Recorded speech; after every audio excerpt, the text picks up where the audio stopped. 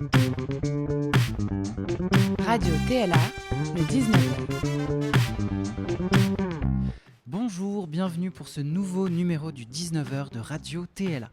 Les médiathèques et librairies ont été fermées pendant ce confinement, déclarées commerces ou services non essentiels, mais finalement ont rouvert en s'adaptant, en proposant le click and collect, comprenez le cliquer-retirer, un service qui permet de commander en ligne pour venir retirer les ouvrages sur place. Nous nous intéressons aujourd'hui au travail d'auteurs, libraires ou personnels de médiathèques et nous évoquerons avec nos invités ces adaptations et ces nouveaux usages. Nous serons aux côtés de Jonathan Camus de la librairie Delamain avant de recevoir l'auteur Eddy Palaro et enfin direction la médiathèque Boris Vian à Tremblay avec Rita Zampaglione, la directrice du lieu. Il est toujours 19h et ça commence maintenant. Radio. TLA. Bonjour Jonathan Camus. Bonjour. Jonathan, vous êtes libraire et adjoint à la direction de la librairie Delamain dans le 1er arrondissement de Paris. C'est la plus vieille librairie de France, fondée au XVIIIe siècle par André Caillot, puis dirigée par Jean-Nicolas Barba, à l'époque sous les arcades de la Comédie Française. Et suite à l'incendie du théâtre, elle s'est déplacée à son emplacement actuel, en face de la Comédie Française en 1906. Par la suite dirigée par Pierre-Victor Stock, des éditions Stock, puis Maurice Delamain et Jacques Boutelot. Elle s'appelle alors la librairie Delamain, Boutelot et compagnie, avant de rejoindre le groupe Gallimard en 1986. Cocteau, Colette l'ont fréquenté, c'est dire si c'est un lieu chargé d'histoire.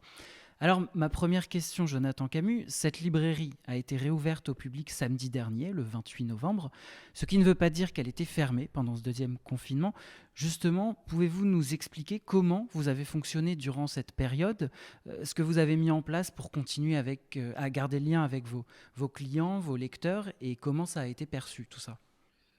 Oui, effectivement, on a été autorisé pendant le confinement à mettre en place un système de click and collect, c'est-à-dire les clients pouvaient commander, réserver sur notre site internet leurs ouvrages et passer les récupérer comme dans un système de drive, leurs livres devant la librairie. Ce qui fait que pour nous, on a dû d'autant plus être actifs sur les réseaux sociaux et sur notre site internet en partageant nos coups de cœur et nos conseils de lecture. Et c'est vrai que les clients étaient très réceptifs à ça, le fait qu'ils puissent continuer à se fournir en ouvrages. Et c'est vrai que c'est quelque chose pour nous, en tout cas. L'essence même du métier de libraire a été complètement bouleversée parce qu'on n'avait pas ce contact direct et privilégié avec nos lecteurs et lectrices. Mais dans l'ensemble, tout ça, ça a été bien perçu. Nos clients étaient heureux de nous trouver, même de nous retrouver, dans la mesure où nous, on était fermés pendant 2 mois pour rénovation et qu'on a réouvert en click and collect pendant le confinement. Donc, même s'il y avait une petite frustration puisque les clients ne pouvaient pas entrer dans la librairie, tout ça a été quand même bon enfant avec une belle atmosphère. Alors, vous parlez de l'essence du métier de libraire. Si je simplifie, la librairie, c'est un lieu dans lequel on vient acheter un livre, mais finalement pas seulement. On y trouve des conseils, une expertise, des équipes formées, passionnées à la littérature et pas que. Justement, on parle souvent de réinventer les lieux de culture. Vous organisez notamment, il y a d'autres choses, vous allez nous en parler, à la librairie Delamain, des débats, des rencontres avec des auteurs, des éditeurs. Qu'est-ce que vous pouvez nous dire de ces actions, sur ce que vous mettez en place pour faire vivre la librairie? Comment vous organisez ça et comment vous communiquez sur ces événements? Ah oui, effectivement, en temps normal, on fait en moyenne 1 à 2 rencontres par semaine. Alors, ça peut être des rencontres, mais aussi des dédicaces. Et là, on contacte directement les auteurs et les éditeurs dont on affectionne particulièrement le travail et l'œuvre. Et effectivement, pour communiquer autour de ça, on est très actif sur notre compte Instagram, sur Facebook. Et nous, ça nous permet de mobiliser en moyenne 30 à 50 personnes quand même pour ces rencontres-là. Et parmi ces personnes, parfois, ce ne sont pas forcément des habitués de librairie. Donc, ça permet aussi de faire découvrir la librairie à des non-initiés, si vous voulez. Et en dehors de ces rencontres dans la librairie, on organise aussi des événements à l'extérieur, dans des lieux culturels, notamment le musée des arts décoratifs, le Louvre ou l'école des Chartes, j'en passe, bien évidemment. Et en fait, ces structures culturelles organisent également des soirées et font intervenir des auteurs, des historiens. Et nous, en tant que libraires, on se doit d'être présents sur place pour être présent, pour que l'ouvrage soit présent de l'intervenant. Nous, ça permet en tout cas de renforcer ces liens avec ces structures et de découvrir aussi un public qui ne connaît pas forcément la librairie. Et en dehors de ça, chaque année est organisé un événement au mois de juin, qui dure tout le mois de juin, qui s'appelle le Paris des libraires. Et en fait, c'est un événement qui est organisé autour d'une thématique et qui permet de faire découvrir la librairie autour de cette thématique-là à travers alors ça peut être des jeux, des balades littéraires, des rencontres. Et c'est quelque chose de très convivial, si vous voulez. Ça mobilise un large public et ça fait connaître aussi la librairie à un large public. Alors, une dernière question, Jonathan Camus. On l'a dit tout à l'heure, la librairie de la Main, donc elle est située juste en face de la Comédie Française, place Colette. Peut-être avez-vous l'habitude de travailler avec eux? Vous avez des anecdotes? Alors, travailler avec eux, alors oui, ça peut nous arriver dans la mesure où on a la chance d'avoir des comédiens de la Comédie Française qui peuvent faire des lectures lors des rencontres qu'on organise dans la librairie. C'est comme ça qu'on peut avoir Julie Sicard notamment. Évidemment, eux, à chaque première, si vous voulez, ils s'offrent des livres entre comédiens et ils viennent se fournir chez nous. Et donc, souvent, avant une première, vous pouvez croiser Denis Podalides, Julie Sicard et tant d'autres à la librairie. Et c'est vraiment très sympathique. C'est des personnes qui nous soutiennent vraiment et qui apprécient la librairie. Merci beaucoup, Jonathan Camus, d'avoir répondu à nos questions. Merci à vous. Et on vous retrouve sur votre site internet, c'est librairie-delamain.com, et vous le disiez tout à l'heure sur les réseaux sociaux, Instagram, Facebook. Il est courant de retrouver au TLA des adaptations d'œuvres littéraires, des pièces de théâtre bien sûr, mais aussi des textes qui ne sont pas destinés au théâtre, mais que des artistes décident de porter sur scène. On a pu voir la saison dernière Anguille sous roche de Guillaume Barbeau, adapté du roman d'Ali Zamir, ou encore des textes d'Ernst Toller et Falk Richter, portés par la belle jeunesse, c'était dans Proche au mois d'octobre dernier. Le 13 mars prochain, on vous invite également à découvrir le spectacle Illusion perdue de Pauline Bale, d'après le roman de Balzac. Et puis parfois, un auteur peut rencontrer un danseur, chorégraphe, un circassien pour créer ensemble, et c'est l'objet du festival Concordance qu'on accueille depuis plusieurs années au TLA et dont le but est de créer une rencontre inédite entre un chorégraphe et un écrivain. C'est le cas de notre prochaine invitée. Bonjour Eddy Palaro. Bonjour. Eddy, vous avez étudié le cinéma, puis suivi une formation de comédien. Vous êtes également metteur en scène et écrivain. Dans votre écriture, vous interrogez le rapport à la scène en questionnant les espaces. Vous avez créé le spectacle Loré avec l'artiste circassien Jean-Baptiste André. Une forme courte, le spectacle dure 45 minutes et qui peut être joué partout, dans l'espace public. On l'a vu à la médiathèque Boris Vian en janvier 2020, mais également dans les établissements scolaires. Notamment, vous le présenterez mardi prochain, ce sera au lycée Jean Rostand à Villepinte. Alors, une question sur ce spectacle. Comment vous avez travaillé avec cet artiste Jean-Baptiste André et qu'est-ce que son parcours de circassien amène à votre travail d'auteur?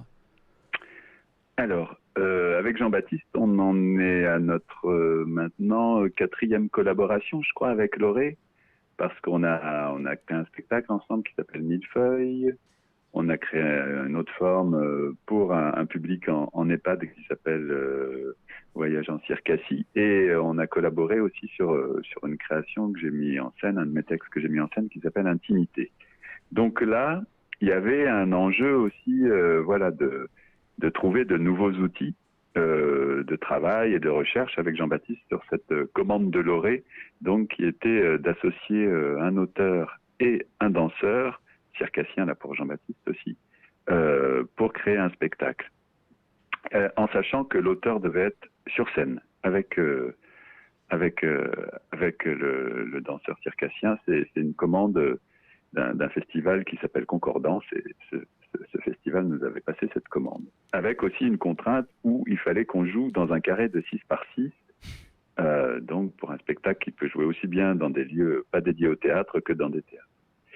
Et avec Jean-Baptiste, donc, on s'est rencontrés un peu avec Mélanie Motion aussi, qui travaille en collaboration artistique avec Jean-Baptiste souvent. on s'est réunis et on a essayé de définir déjà une thématique sur laquelle s'engager. Donc on est parti sur 2 personnages, 2 Robinson comme ça, échoués sur une île ou en tout cas échoués dans la vie et qui sont à la recherche d'un ailleurs. D'où le titre Lorée, Lorée du bois ou voilà la lisière, la frontière de quelque chose. Et on a commencé à travailler, ça s'est découpé en 4 semaines notre temps de travail. On a fait une première semaine où on a improvisé. On a passé notre temps à improviser tous les deux au plateau, des grandes séquences d'improvisation, tous les deux en jeu où on se filmait et où on visionnait un peu ce qu'on avait fait. On était aussi beaucoup dans le ressenti, donc on discutait aussi de ce qui s'était passé. Et petit à petit, comme ça, suite à cette première semaine d'improvisation, on a aperçu de la matière, voilà, qui pouvait nous intéresser pour la suite. Ensuite, on s'est revus la semaine d'après, et là, c'était au lycée Jean Rostand. Je crois qu'on était en résidence à ce moment-là, oui, sur la 2e semaine de travail. Et là, on a commencé à créer, dans toute cette matière, à la structurer, à créer des chapitres, à essayer, si on met tel module-là, après celui-là, voilà, à essayer de créer une dramaturgie comme ça, des séquences qui s'enchaînent. Et 3e semaine, ça s'est encore élaboré, et 4e semaine, on était sur la finition, la finalité du spectacle. Moi, ce qui m'intéresse dans la collaboration avec Jean-Baptiste, c'est l'engagement physique. Clairement, sur le plateau, cet engagement du corps, aussi bien dans quelque chose de fort, qui soit dans la puissance, dans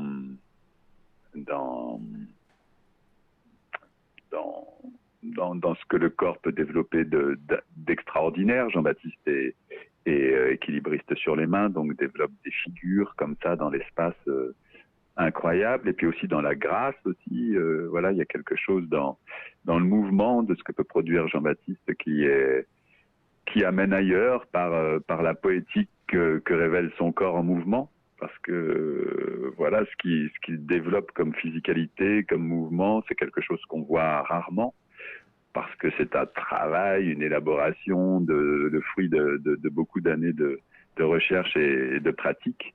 Et ce corps poétique, voilà, est très inspirant, en tout cas pour un auteur, parce qu'il ouvre des champs de fiction, d'imaginaire qu'un acteur classique, on va dire, ne peut pas ouvrir, parce qu'il n'a pas la pratique et la maîtrise que peut avoir Jean-Baptiste de son corps, quoi. Voilà. Là, ça, c'est une richesse extraordinaire. Moi, j'aime beaucoup travailler dans ces espaces-là, parce que aussi l'écriture peut se glisser à d'autres endroits que dans le théâtre classique, entre guillemets. Voilà, dans des endroits différents, oui, plus poétiques, ou dans la physicalité aussi, où quelque chose va s'exprimer fortement dans la physicalité. Alors justement, on va aborder la question de ces autres espaces. Vous êtes l'un des 13 membres fondateurs de la coopérative d'écriture, qui regroupe des écrivains, parmi lesquels David Lescaut, Pauline Salle, Fabrice Melchior, Marion Aubert et tant d'autres. L'une des missions de ce collectif, c'est de valoriser l'écriture contemporaine par la diffusion et la création de dispositifs collectifs comme des balles littéraires, des consultations poétiques, des nuits du patrimoine ou encore des murs d'écriture. Qu'est-ce qui vous motive en tant qu'auteur à sortir d'un cadre établi pour créer ces nouvelles formes ? En fait, c'était un désir déjà de se retrouver en équipe, parce que c'est vrai que auteur ou écrivain, on a plutôt tendance à avoir des postures un peu solitaires et qui peuvent être pesantes à certains moments, et donc il y avait une volonté de se regrouper, de se retrouver à plusieurs. C'est la plupart des auteurs qui sont fondateurs de ce collectif. On s'est rencontrés dans des résidences, et c'est là qu'on a commencé à évoquer la possibilité de faire des choses ensemble. Et donc il y avait ce désir-là déjà de faire corps avec les autres, de pas être tout seul, et de pouvoir aussi partager la pratique et nos recherches, de de, de pouvoir faire avancer nos travaux en regard des travaux des autres. Et puis aussi l'amitié, la camaraderie aussi, qui est fondatrice de ce collectif, de l'envie de se regrouper. Et puis, il y avait l'envie de casser un peu cette image justement de l'auteur dans sa tour d'ivoire et de rendre les textes aussi de les rendre plus abordables pour les gens, enfin de rendre la présence de l'auteur plus inscrite aussi dans les structures, les institutions théâtrales, que les auteurs sont là, qu'ils sont bien vivants, qu'ils ont des choses à nous dire, de faire un travail aussi de proximité comme ça avec le public pour diffuser ce goût de l'écriture contemporaine pour le théâtre, qu'il y a Molière, en effet, il y a Shakespeare, tout ça, mais il y a des auteurs là qui travaillent, qui ont des choses à dire sur notre époque, sur notre notre intimité, voilà, et qui ont des choses à raconter, et de le faire aussi sous des formes plutôt ludiques ou joyeuses ou festives. Voilà, aussi que désacraliser un peu aussi l'écriture contemporaine comme quelque chose de lointain, ou qui serait un peu au-dessus comme ça, ou qui serait un peu difficile ou abstraite, ou voilà, de la rendre faire créer des temps, des concepts où on joue aussi avec l'écriture, et où les spectateurs aussi sont sollicités pour participer avec nous aux différentes expériences qu'on mène. Voilà, pour créer des temps festifs, joyeux autour de l'écriture contemporaine, pour donner le goût aussi d'aller vers les auteurs et les écritures aux gens qui viennent. Merci beaucoup Eddy Palaro d'avoir répondu à ces questions. Et donc les artistes ont des choses à raconter, justement vous le disiez, on vous retrouve mardi prochain pour le spectacle Loré qui sera joué au lycée Jean Rostand à Villepinte, donc devant des lycéens. Voilà, merci beaucoup, merci à vous.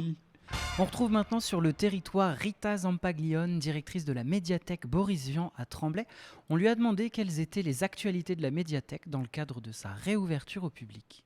Dans le cadre de la réouverture de la médiathèque, nous allons proposer une réouverture progressive les mercredis et samedis au public, en continu, pour arriver au 15 décembre, date du déconfinement programmé, où là nous reprendrons nos horaires habituels. En attendant de reprendre des activités normales, nous programmons régulièrement sur les réseaux des podcasts et nous allons notamment enregistrer, proposer en live ce samedi 5 décembre le Café Boris. Donc on va proposer à tous ceux qui le souhaitent de participer, alors soit en suivant le lien pour une émission via Zoom, soit de se connecter directement sur le Facebook de la médiathèque pour suivre s'ils ne souhaitent pas intervenir. Après ce Café Boris qu'on va proposer donc ce samedi, bien, là, on n'a pas encore beaucoup de visibilité sur le mois de janvier. Alors ça, on espère évidemment pouvoir reprogrammer tout un programme autour de l'écologie à partir du printemps, si tout va bien, avec vraiment de nombreuses actions autour des questions environnementales. Voilà. Des rendez-vous société aussi très importants. Autour du confinement avec Didier Fassin, anthropologue, sociologue, qui viendra nous parler des questions de l'inégalité des vies face aussi au confinement que nous avons vécu, ce que ça a pu produire.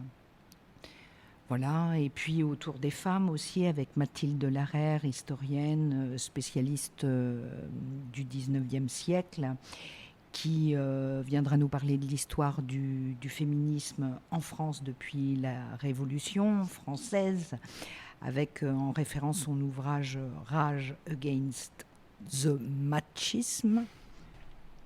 Et puis ou encore Emma, blogueuse et auteure de bande dessinée, dont le travail porte beaucoup sur les questions féministes contemporaines.